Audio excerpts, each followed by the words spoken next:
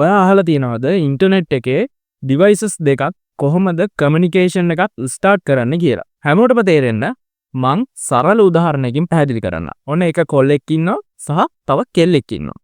එතකොට මේ කොල්ලා මේ කෙල්ලට මැසේජ් එකක් යවනවා. "හායි මට ඔයාලට කතා කරන්න පුළුවන්ද?" කියලා.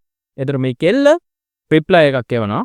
"ඔව් පුළුවන්" කියලා. ඉතින් එතනින් පස්සේ තමයි ඩයලොග්ස් ටික ඉස්සරහට කන්ටිනියු වෙගෙන යන්නේ. ඉතින් මම මේ කිව්ව දේ ඉන්ටර්නෙට් එකේ තියෙන ඩිවයිසස් දෙකකටත් ඒ විදිහටම බලපානවා. එතකොට මේකට අපි කියනවා 3-way handshake කියලා. පළවෙනියටම client side එකෙන් server එකට යවනවා sing message එක.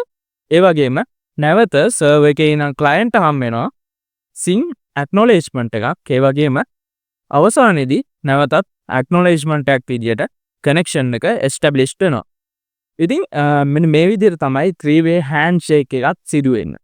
එතකොට අපි ethical hacking වලදී කතා කරොත් එහෙම අපි මොකක් හරි server එකක් හරි මොකක් හරි device එකක් scan කරොත් එහෙම ඉතින් මේ 3-way handshake එක මගින් ගොඩක් අපේ details ඒ server එකේ තැම්පත් වෙනවා. ඒ වුණාට අපේ nmap එකේ මෙන්න මේ command එක පාවිච්චි කරලා මෙන්න මේ විදිහට 3-way handshake එකේ පළවෙනි step දෙක ඒ කියන්නේ sin එකයි sin acknowledgement එකයි විතරක් පාවිච්චි කරලා අපිට server එකක් scan කරන්න පුළුවන්. ඉතින් මෙතනදී අපේ details server එකේ කිසිම තැනක store වෙන්නේ නැහැ. එතකොට අපි තනිකරම 3-way handshake එක bypass කරලා තමයි මේ scan එක කරන්නේ.